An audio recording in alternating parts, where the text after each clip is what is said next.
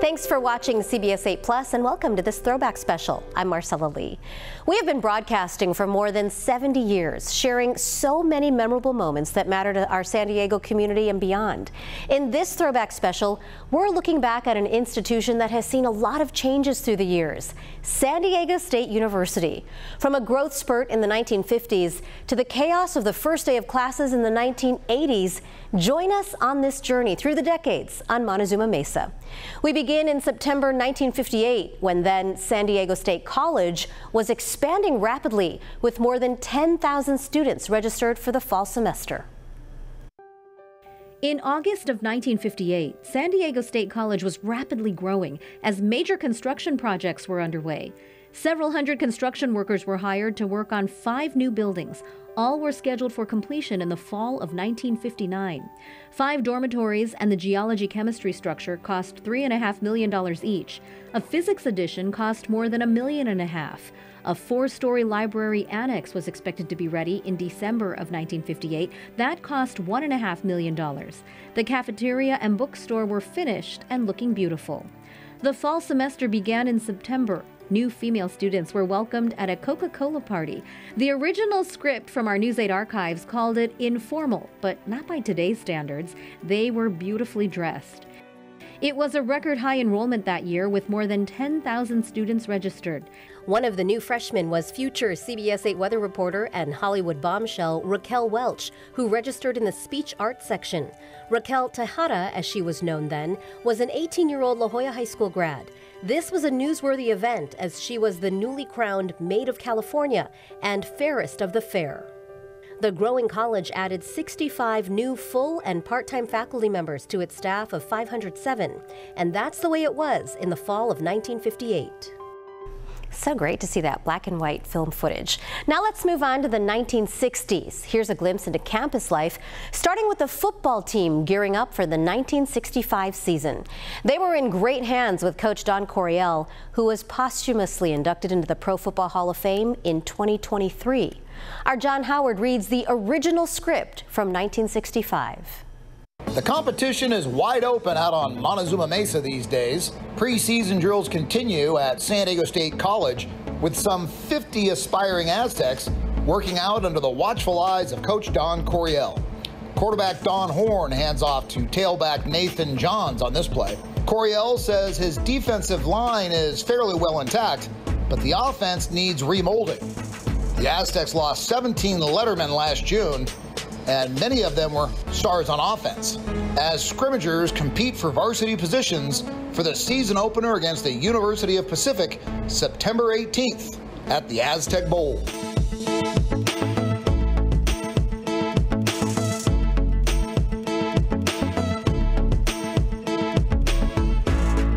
By the way, our John Howard is a proud Aztec alum, and he still hangs this proudly in his office.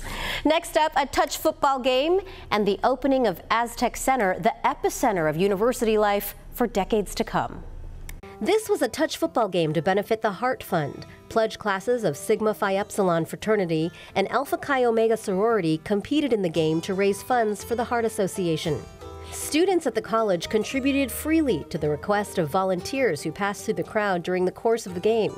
Total donations amounted to about $35,000. San Diego State College formally opened its new $3,700,000 Aztec Center, the school's ultra-modern student union building.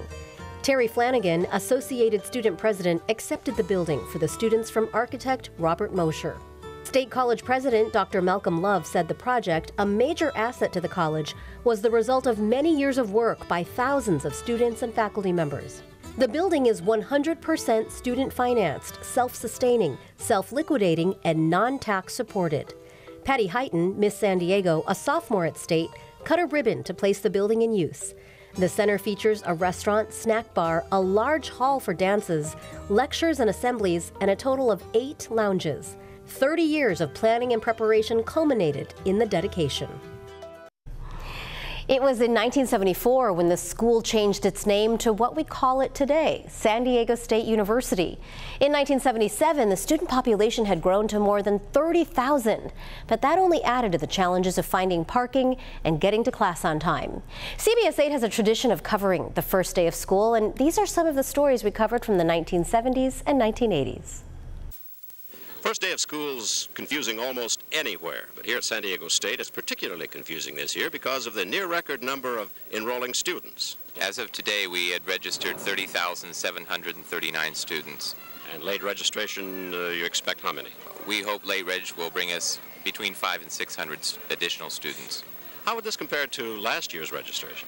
Well, last year at this point we had 29,900 and some odd students, so we're about 700 ahead for this year. And very close to the record number of 31,557 students back in 1975. Increased enrollment isn't the only new look at San Diego State. The $5.5 million art building on the northern edge of the campus overlooking Interstate 8 is so new it isn't even open yet. The $5 million humanities building is being used, even though the landscaping around it isn't finished.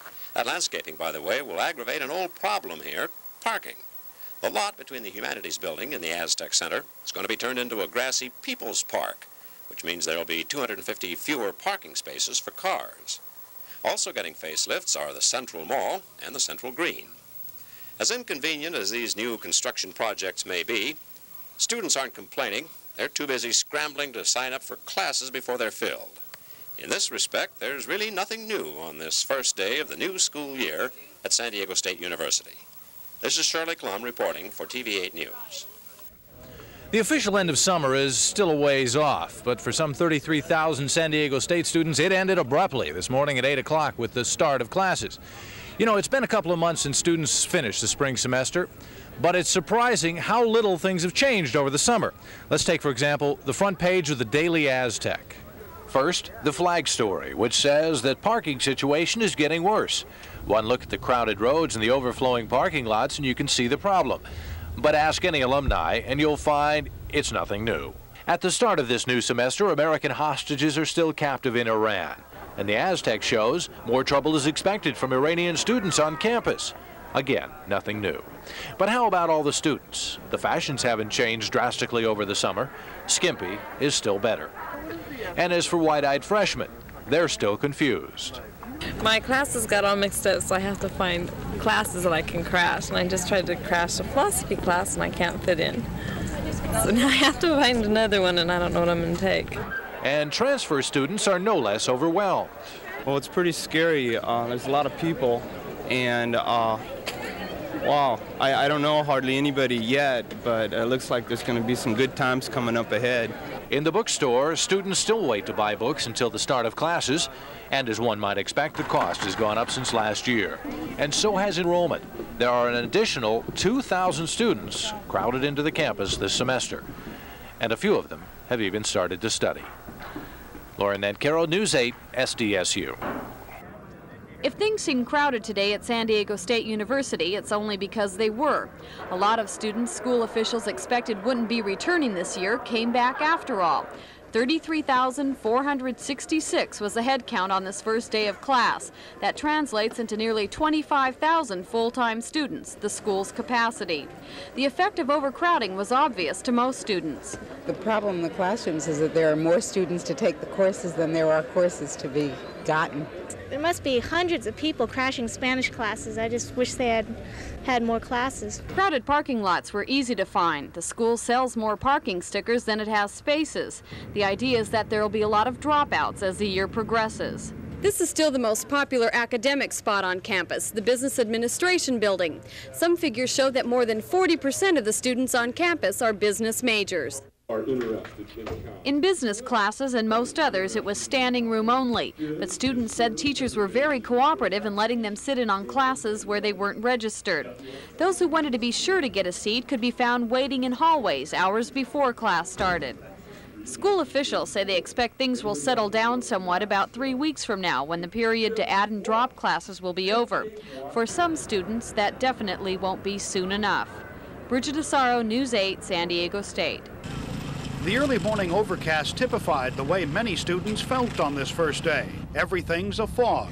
Director of Public Safety John Carpenter was out early, positioning officers and student patrols, watching for trouble spots. Well, we're trying to hit the spots that we've had problems with each year as school starts, where the traffic will be backed up, how far back it might go up College Avenue, for example, or Alvarado Road, to reduce the possibilities of serious congestion. Carpenter says a new 700-space parking structure on Hardy Avenue will help with traffic. New surveillance cameras will enable his people to keep a better eye on crime and other problems.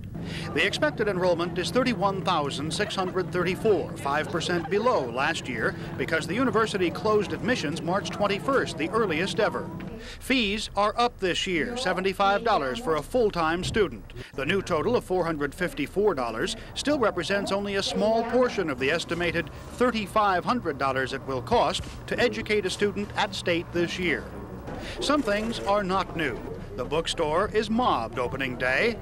There are lines for this and for that. And there's the always painful discovery that the class you still were hoping to get into is closed. But the one thing that never will change is the routine practiced here year-round, to see and to be seen. Dave Cohen, News 8, San Diego State. Oh, the humanity. If you don't like crowds, this is not the place for you. But San Diego State is the place nearly 35,000 students have chosen to receive their higher education this fall. That's about 1,000 more than last year. And it's one reason why, starting next year, San Diego State will be closed to community college transfer students before their junior year.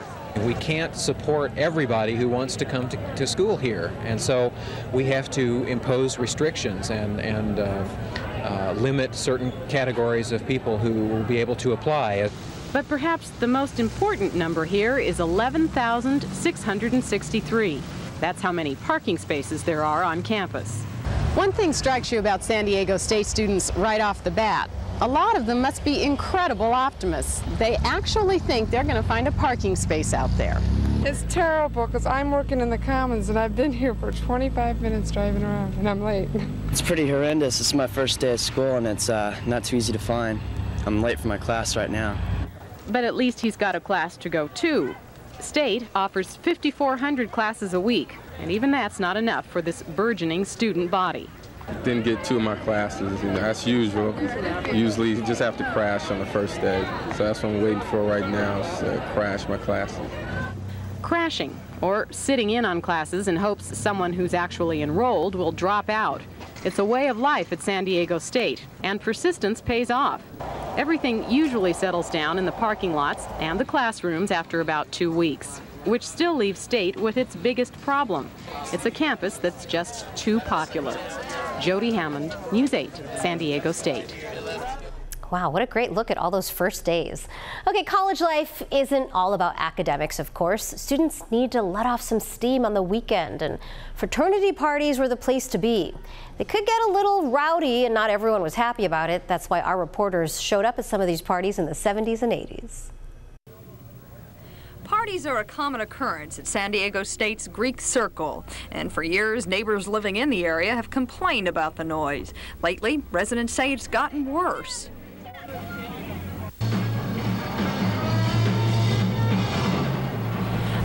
Bands have always been a big part of fraternity social life, and there's talk that some restrictions are needed to keep down the noise, perhaps regulating the hours when bands can play.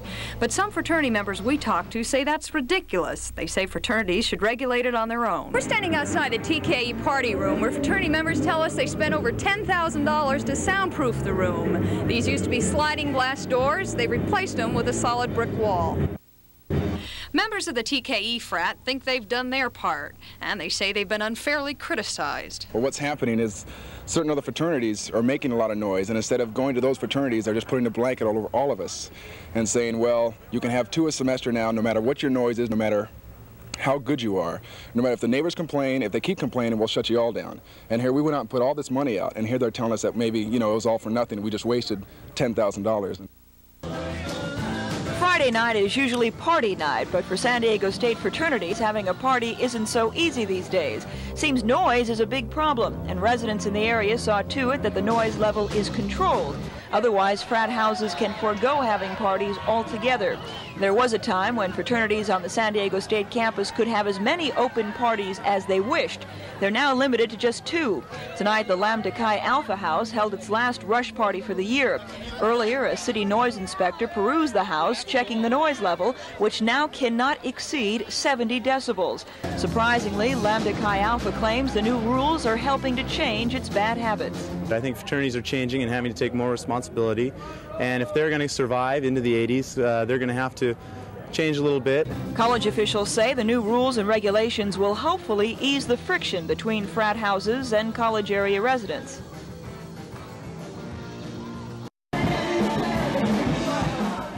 Don't let the band and the beer fool you.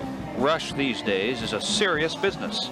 The basic question underlying Rush Week is, what can you do for me or us? For a while, it was the independent students making the rounds, courted by each house, who asked the question. Now, it is the fraternities. Fraternities had some difficult times during the me generation, but suddenly independence, or going it alone, seems less appealing in these uncertain times. Fraternity pledges at State have doubled over the last 4 years. The underlying motivation of potential rushies now seems to be the future, not just a good time today. And I was just over at one of the other fraternities, and they were talking about their lifetime goals and things like that. That from a student who hasn't even started his first year of classes yet. A lot more respectable these days. I mean, a lot of businessmen. Most of your businessmen in the country were from fraternities. Sounds more like the Young Republican Club than wild and crazy college boys. Looks more like the Young Republicans, too. Any students looking for the State Animal House tonight would have been disappointed, but then there didn't seem to be any looking for that. No one seemed to mind that decibel levels were being monitored so as not to disturb neighbors, that IDs were being checked at the door during the biggest night of what is supposed to be the come one, come all wildest week of the year. Some things, though, haven't changed at fraternities. They still like to have a good time. There are never enough skirts, even conservative ones. And every house still has its John Belushi. And it's Dan Aykroyd waxing philosophical about life in the frat house. You gotta love it, you gotta love it. Yeah! They were having a lot of fun. Okay, there were plenty of other activities for students to enjoy that didn't involve drinking. A pizza eating contest, disco dancing, a visit from a Playboy playmate, and homecoming festivities. It's the 3rd annual pizza eating contest, the Homecoming Week Wolf-In, sponsored by the Residence Hall Association, the Greek Association, and Square Pan Pizza. No one in his or her right mind would make a habit of doing this unless they were desperate for the $25 first prize. But then no one ever accused these pizza pigs of being in their right minds. At least Steve Kotov of Zura Hall is consistently out of his mind. He won last year and again this year. Although his 12.5 pieces of cheese pizza consumed in 15 minutes was about 3 bites under his winning total in 1976. A senior, Kotov won't be back to defend his title in 1978, but he is a telecommunications major, and he could be me next year. I feel full. It feels good. Got a few bucks in my pocket, and if you'll excuse me, I guess I'll go to lunch now. For the record, the women's winner was sophomore Julie O'Donovan on the right from Alpha Chi Omega. Since it's the first year for women's singles, her 7.5 pieces of pizza stand as the record. She isn't sure if she wants a pizza de action next year. Neither are Larry Nelson and Eileen Stirk of Zura Hall, the mixed doubles winners with 19 slices consumed. Last year's winners ate 27 slices, more than 2 large pizzas. In all, 60 large pizzas were down today by the 52 contestants and the 250 spectators who took advantage of the leftovers. Chances are you will find none of them in pizza parlors tonight. Dave Cohen, TV8 News at San Diego State University. When Jerry McCormick started teaching disco dancing at San Diego State, only 8 students showed up for the class. Now, 2 years later, more than 200 students have signed up, and there's a waiting list. And when you ask Jerry why so many people have turned on to the disco beat, he has one simple answer. John Travolta of Saturday Night Fever. He sort of was the catalyst that started the whole thing. Actually, that snowballed it. Like I went to Crystal Teas and a few other places, say about 6 months ago, and there'd be maybe 2 couples doing close dancing, the Latin hustle. Now you go, everybody. Jerry teaches everything from the hustle to waltzes, from the swing to sambas. He says all the steps to make anyone feel at home on any dance floor. His students don't receive credit for the course, but they do receive confidence, and in most cases, make a lot of friends. They're here because they want to be here. Well, everybody's doing it, you know, everybody's out dancing nowadays, and together, so it's the thing to do. She got me here. Well, now that you're here, what do you think of it? It's pretty fun. You meet people. It's a good way to meet people, especially. I just met him right now, and I'm having a blast. It's like I've known him for years. The big question is, will Jerry's students use what they've learned here at a real disco? Most say they will, if by the end of the lessons they have enough courage and elbow room to try. Janine Tartaglia, News 8, San Diego State.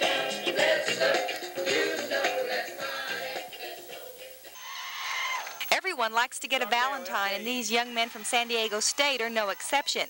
In this case, it was a Valentine that many other men would gladly give their eye teeth for, a Playboy Playmate. It's all part of the magazine's promotional gimmick for its 25th anniversary. The crowd thought it was great fun, but we think the contestants were starting to take it seriously. The final decision didn't come easy for Playmate Candy Loving. After about 5 minutes of careful deliberation, she chose Delta Upsilon's Rob Bernard. With a field of such handsome men, we don't know what the qualities Rob was selected for were, and neither did Rob.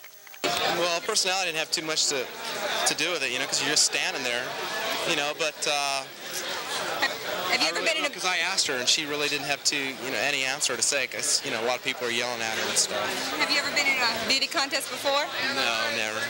Did you enjoy your experience? Yeah, it was fun. Yeah, everybody should go through something like this, you know. But glory is brief. After a kiss, he was cast aside as the also-rans and all those in the audience that could mobbed Miss Loving for autographs, pictures, and another kiss, something she says is not in her agreement with Playboy.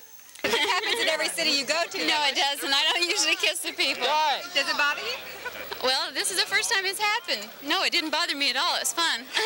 But maybe it was just college fever. After all, she says she plans to finish her degree when her tour with Playboy ends. Judy Elfenbein, News 8, San Diego State University.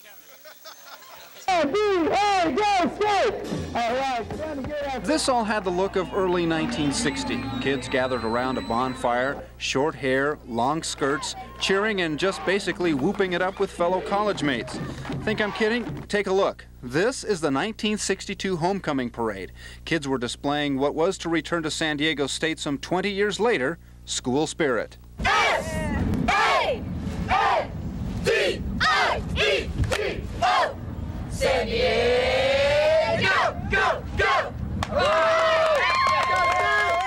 There was a short homecoming parade today, the first in 15 years. Floats, and even a queen and princesses. I think that there is a lot more school spirit now than there was a few years ago. And I think that that is really showing itself, especially this year with our first year that we're having the parade again. And they're making a big deal about homecoming here at San Diego State. And I think it's great. And I think that in the years to come, it's going to mean a lot more. Fraternities and sororities take most of the credit for the renewed spirit on Montezuma Mesa. Sigma Chi! Woo! Yeah! How's it going? 1, 2, 3, kill and destroy! And with all this newfound school spirit, the least the Aztec football team could do is win.